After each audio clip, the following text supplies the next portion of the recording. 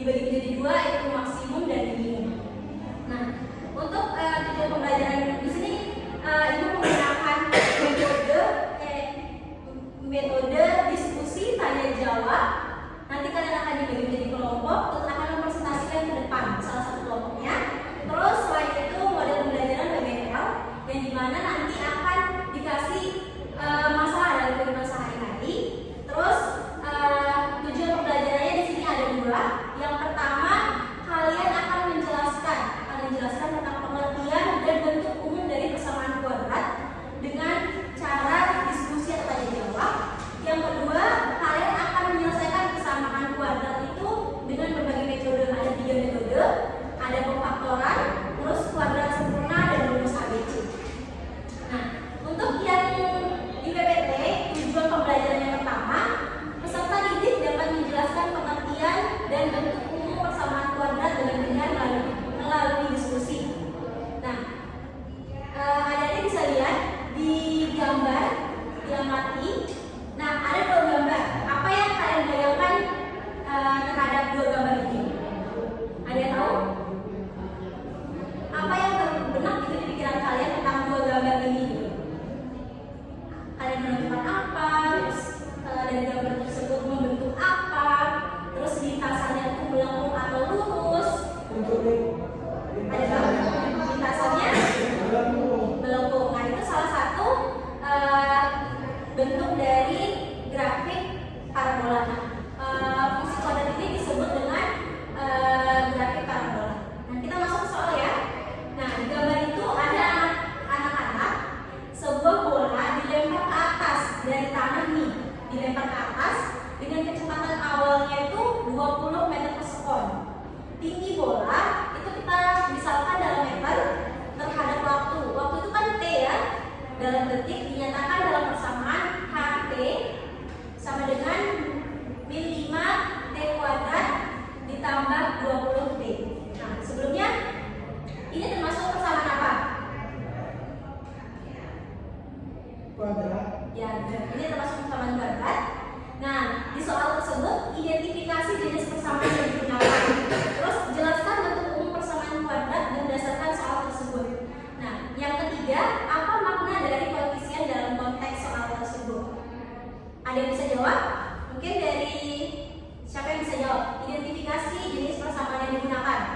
Persamaan apa yang digunakan? Kuadrat.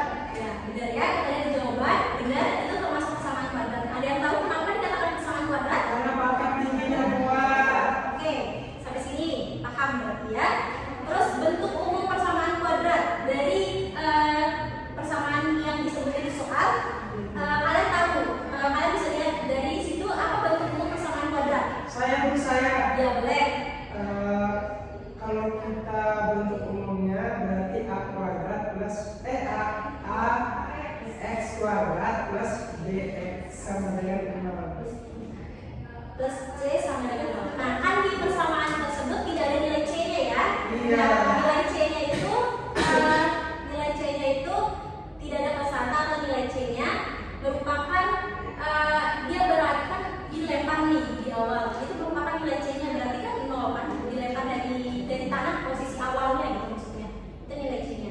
Berarti bentuk persamaan kuadratnya sama dengan AX plus BX plus C sama dengan 0. Berarti nilai A-nya di persamaan tersebut apa? 5 minus 5. Minus 5 ya. Terus nilai B-nya berapa? 20. Benar. Terus nilai C-nya? 0.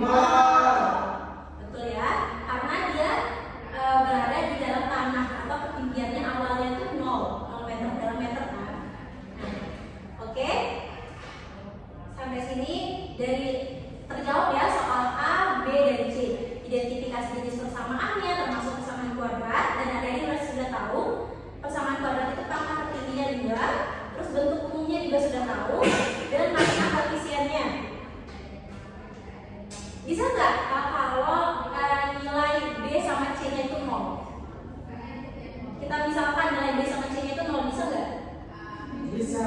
Bisa. Kalau A-nya sama dengan 0, bisa nggak? Bisa. Kalian tahu kenapa nggak bisa? Karena bukan kuadrat lagi. Ya, betul. Karena misalnya nilai A-nya 0, berarti kan 0 dikali X kuadrat kan hasilnya 0 ya? Ya, betul.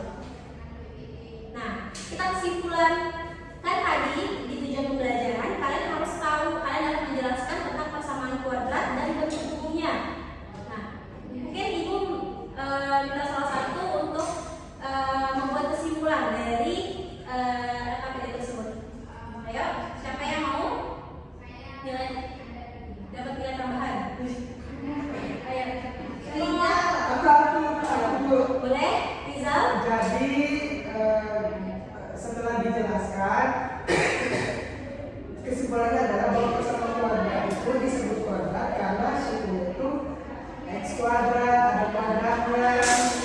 Itu artinya variabel yang tadi x dipangkatkan 2. Ya. Nah, terus bentuk grafik dari persamaan kuadrat tersebut merupakan sebuah parabola. Karena kan sesuai sama gambar tadi kan, misalnya kalau anak itu ngelempar bola basket, pasti dia melemparnya ke bawah kan? Iya. Jadi gambar parabola. Oke, benar. Terus kalau bentuk umumnya, Bentuk umumnya kalau nggak salah ax kuadrat plus b plus bx, ax kuadrat plus bx plus c sama dengan 0. nilai B dan C-nya itu berapa saja, asal A-nya tidak boleh sama dengan 0. betul. Oke. Selanjutnya karena tujuan pembelajaran yang pertama sudah tercapai, Ibu mau membagi kalian menjadi 2 kelompok saja, sama-sama 2 orang ya, untuk mengerjakan KKPD-nya.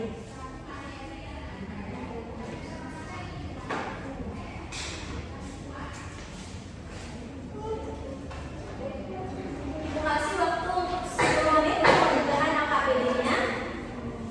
Nanti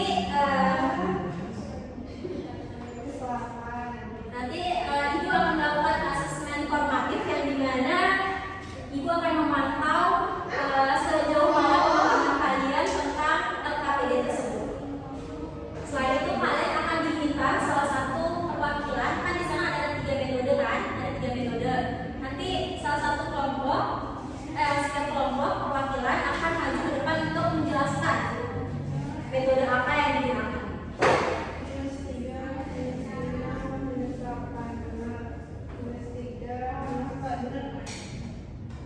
Gimana?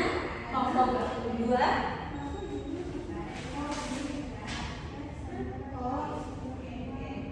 Oke. Ada kesulitan?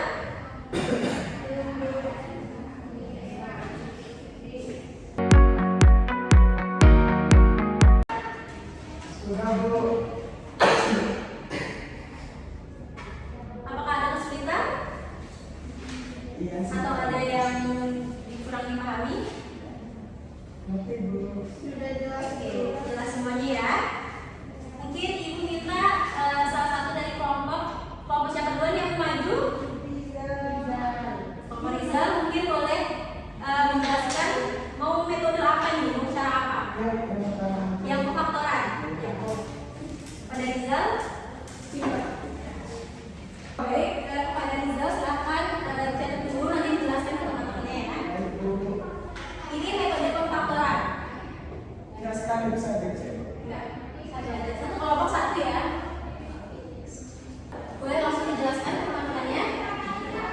Baik, di sini saya akan menjelaskan kepada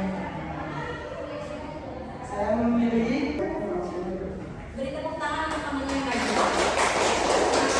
Oke, sampai sini untuk metode pemfaktoran semuanya sudah ngerti? Selanjutnya rumus ABC, kelompok 2 mau rumus yang mana? Yang rumus ABC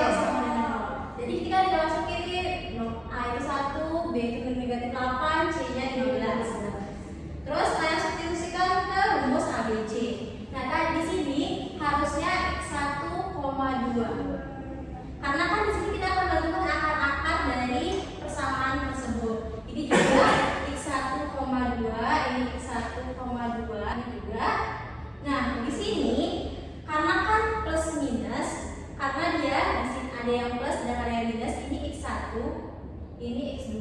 Bebas ya, kalian mau plus dulu yang X1 atau minus dulu bebas. Nah, sehingga akar yang memenuhi akar-akar persamaannya sama dengan 5,3. Nah, sebelah sini juga ya, ini harusnya X1, X2 seperti itu. Sampai sini paham? Paham. Oke, karena di dalam KPD yaitu kalian peserta didik dapat menentukan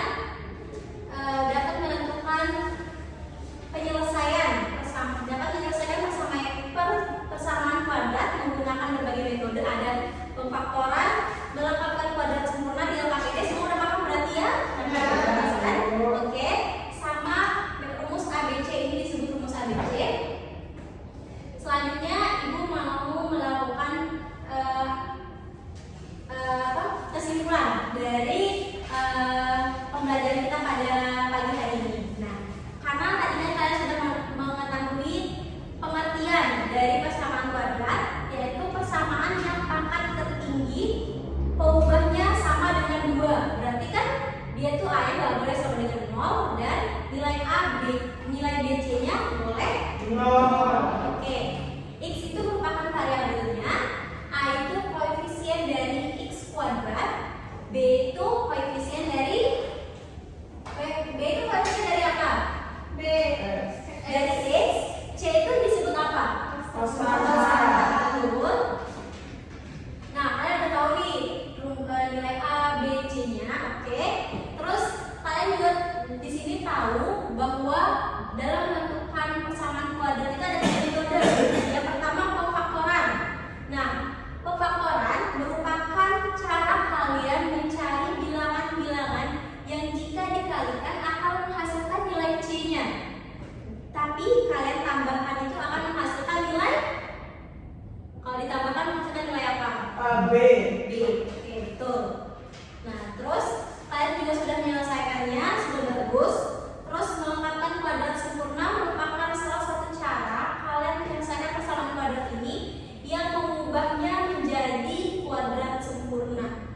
Ada beberapa cara ya, sesuai sama yang di KPD. Terus metode rumus ABC. Nah, ini tuh cara yang ketiga, digunakan untuk pemfaktoran dan melengkapkan kuadrat sempurna yang tidak bisa dilakukan. Misal, kalau kalian memfaktorkan itu kan ada yang bisa dan ada yang tidak bisa kan? Nah, itu gunanya ada rumus ABC. Itu digunakan di sini. Nah, rumus ABC ini juga merupakan penyelesaian persamaan kuadrat yang bergantung pada nilai A, B, dan C-nya. Terus harus dinyatakan dalam bentuk AX kuadrat plus BX plus C sama dengan 0. Kalian juga udah bisa menyelesaikannya. Baik, karena 2 tujuan pembelajaran kita sudah terpenuhi dan adik-adik sudah bisa menyelesaikan semuanya, maka beri aplaus dulu kepada kita semua. Baik, selanjutnya ibu melakukan refleksi terhadap pembelajaran pada pagi hari ini. Mungkin dari kalian ada yang kurang paham terhadap materinya, atau pembelajaran hari ini sulit mungkin, atau aman? Aman, Bu. Aman. Oke. Terus apakah kalian menikmati pembelajaran kita atau terlalu cepat atau gimana? Iya, benar. Nah, untuk minggu depan, ibu harap kalian membaca LKS tentang fungsi kuadrat, karena kita akan mempelajari fungsi kuadrat dan karakteristik grafik fungsi kuadrat. Baik, ibu harap semua besok baca bukunya ya. Baik, karena sudah ibu melakukan kesimpulan, ada namanya asesmen sumatif yang dimana nanti kalian akan dibagi 2 kuis dan dikumpulkan minggu depan ya, pada sebelum pertemuannya. Baik, sekian dari ibu. Dari ketua kelas mungkin bisa memimpin doa agar pembelajaran kita berkah dan materinya tetap kalian ingat, tidak gampang lupa. Oke, silakan ketua kelas. Baik teman-teman, sebelum kita menutup pembelajaran, kita berdoa mulai. Amin.